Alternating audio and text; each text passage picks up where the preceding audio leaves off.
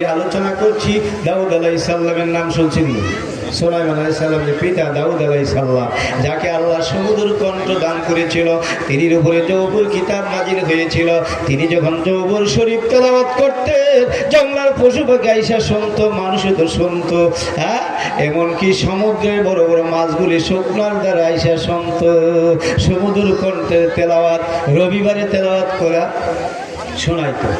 তো ওই দাউদ আলাইহিস সালামের কিছু উম্মত ছিল চালাক মানুষ, তারা করতে গিয়ে এই রবিবারে মাছ ধরে, বড় বড় মাছ তো সাগরে কিনারা এসে এই জৌবর শোনার জন্য তারা মাছ ধরে।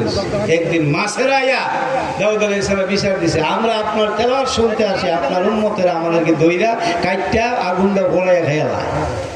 তো এই দাউদ আলাইহিস সালাম বলে, এই খবরদার, রবিবারে মাছ ধরা নিষেধ।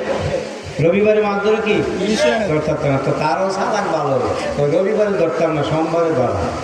রবিবারে আইলে হারা করে কি বান দিয়ে রাখে, এবার সোমবারে গিয়ে সব মাছ ধরবে।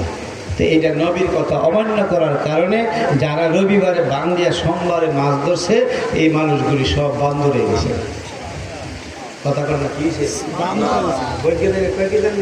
বান্দর থেকে বলে মানুষ, আরে মানুষ থেকে বেয়াদবি করে বান্দর, কথা ঠিক কিনা বলে।